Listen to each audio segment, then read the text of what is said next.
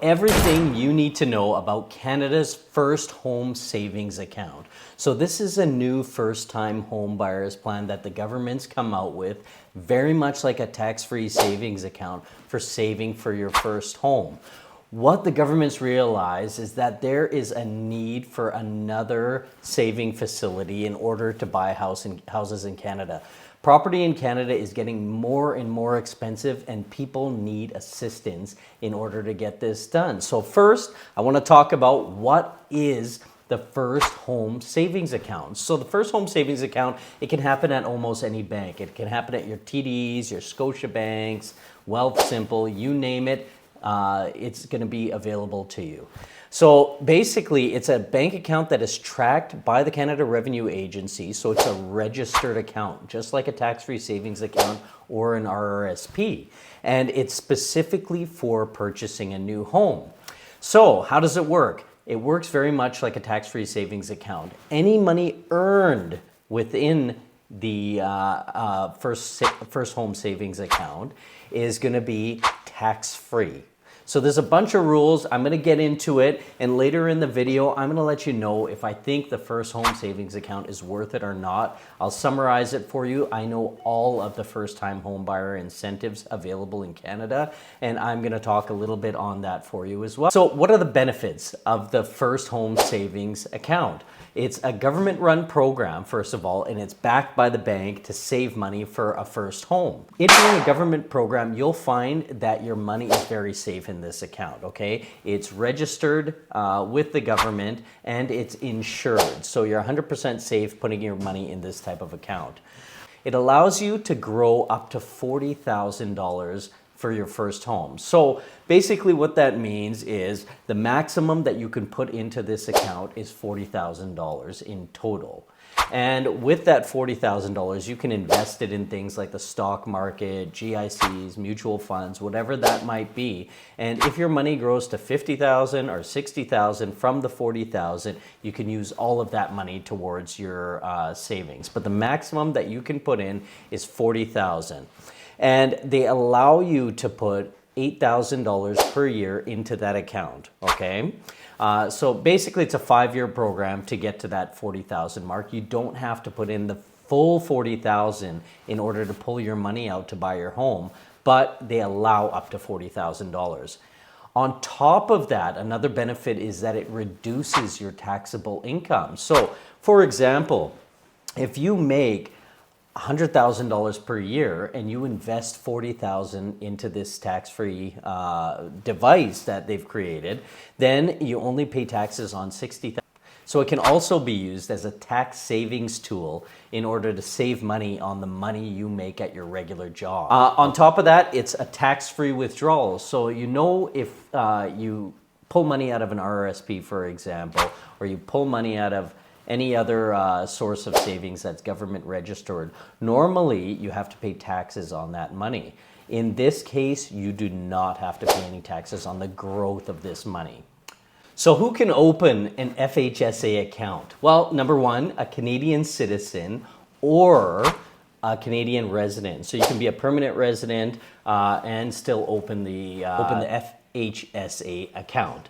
You have to be 18-year-old to 71-year-old in order to open it. So you can't open an FHSA if you're over 71 years old, and you have to be a minimum of 18 years old in order to open an account like this. I don't think too many people younger than 18-year-old have enough money to do this anyway.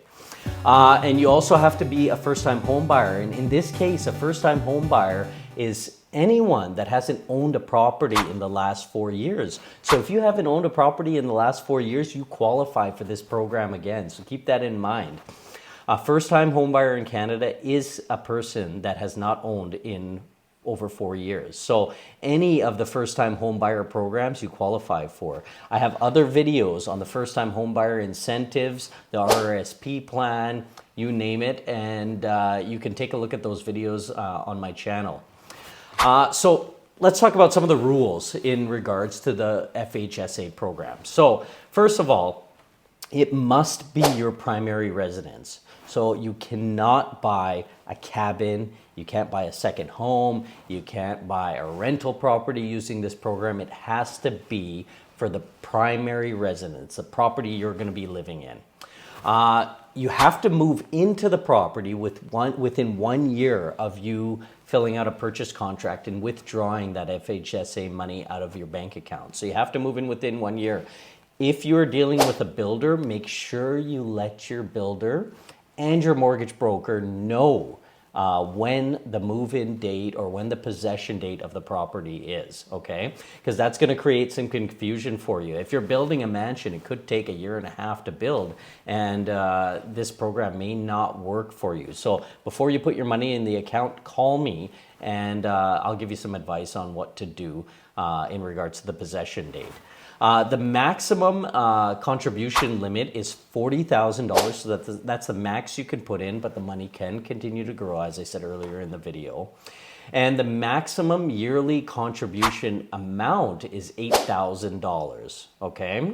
So the most you can put in is $8,000 per year. If you put more than that, then that money, that extra money is gonna be pushed over to the next tax year. So you won't receive any of your tax benefits until the next tax year if you've put more than $8,000 in to the account for in one fiscal year.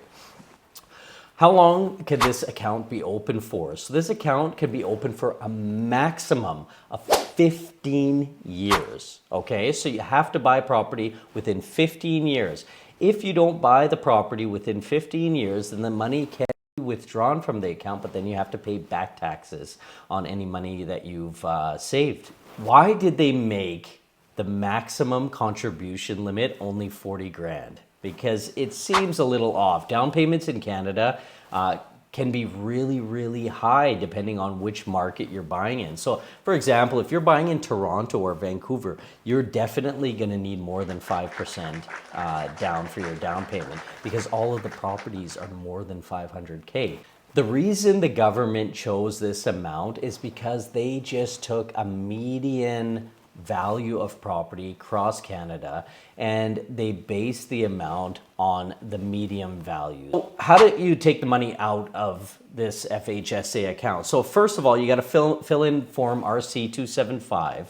That form can be filled out at your bank where you have the actual money, or you can have myself help you fill that form out and we can send that to the bank and get the money withdrawn. We then have to get a purchase contract signed and presented to the bank in order to take the money out. So you go shop for your property after getting it pre-approved by myself or your banker or whoever it might be, and you take your purchase contract and you go for your live real approval. Okay, so when you go for your real live approval, we send the purchase contract to the bank. That gives them permission to pull the money out of the account along with the form, and we put it into a different bank account. So what's the next step? First of all, you provide your broker 3 months bank statements of the accumulation of all of that money. Okay, so we have to show that that money's been accumulated over a minimum of 3 months in your FHSA account. And then the money has to get deposited into either a checking or a savings account. I will also need a bank statement from your checking or savings account with your name and account number on it that shows the deposit of that money. So if you're pulling $40K out, we need to see the deposit going into your checking or savings account so that we know that, and also so that the bank knows that you have access to that money right away for deposits, down payments, that type of thing. Earlier in this video, I told you I was going to talk about some of the other first-time home buyer benefits that are available. And I've done separate videos on these. You can see them here or here. Now is, first of all, I'm going to tell you the first-time home buyer incentive that was so sought after by a lot of people. The Canadian government canceled that.